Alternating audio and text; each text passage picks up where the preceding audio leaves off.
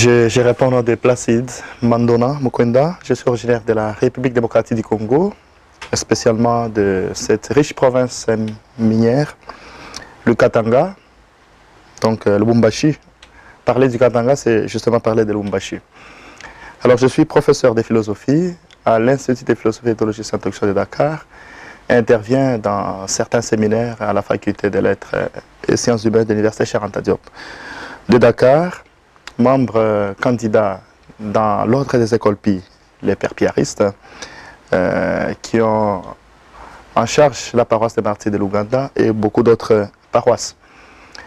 Voilà un tout petit peu, de façon lapidaire, ma présentation. Je vais essayer de parler de ces petits romans qui s'intitulent de façon formelle « Cœur blanc, amour noir ». Donc c'est un roman que j'ai commencé à écrire ici au Sénégal, et qui part non pas d'une fiction originale ou originelle, mais plutôt d'une situation existentielle, évidemment réelle. Et je pense, le résumé du livre peut en dire plus. Je vais tenter de lire ces petits résumés de ces livres qui montrent combien le cœur de l'homme est quelquefois impénétrable. Et le saisir pose des problèmes.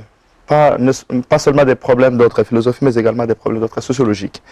Et donc, ce roman est à la fois un roman de sociologie, de philosophie, de psychologie, mais surtout des sentiments, parce que j'alterne les différentes tendances intellectuelles. Il s'agit d'une jeune femme ravissante et généreuse, qui n'avait de retenue de venir en aide à son éternel fiancé.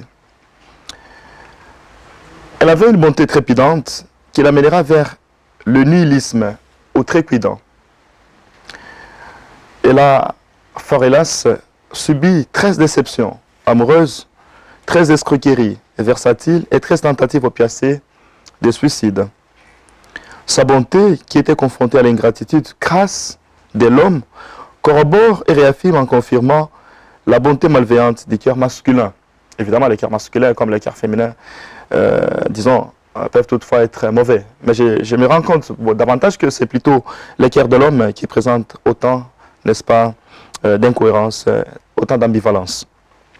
Et donc sa vie amère va tourner au vinaigre et tout l'espoir d'aimer semblait s'abolir.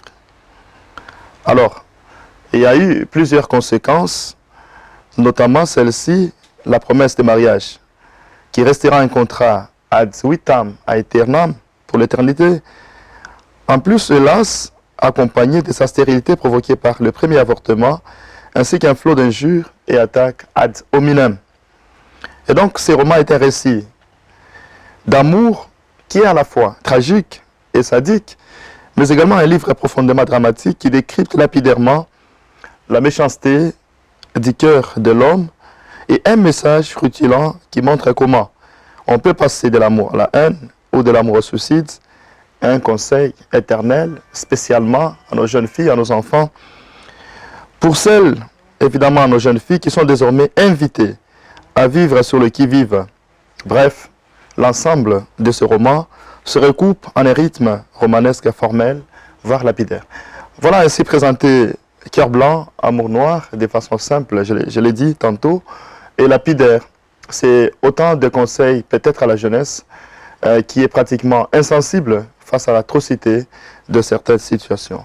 Et donc, j'invite tout le monde à pouvoir lire ce roman, parce qu'il est bien écrit, publié chez l'Harmattan, avec tout ce que l'Harmattan est en train de faire dans ce monde. Et donc, je vais laisser à ma fille, Astou Diallo, qui va essayer de lire une partie qui l'a particulièrement intéressée. Je la regardais dans ses yeux. Elle était défigurée, dénudée. Dessus était la lecture facile qui sortait de ses habitudes. Elle vivait dans un appartement modeste. De la cage d'escalier montait une bonne odeur de fretin grillé. Après une courte discussion, je vis un petit homme d'une singulière laideur. Les éléments qui composaient son visage étaient tous foutus. Le nez n'était pas tout à fait à sa place, ni les oreilles, ni la bouche, mais il était d'une bonté exagérée comme un serpentin de Gilor. Il chuchotait comme il craignait de réveiller un enfant qui dormait sans voix mélodieuse. Il exprimait une exquise bienveillance, me mettait en confiance. Il s'exprimait avec une voix d'une infinie douceur dans un langage choisi.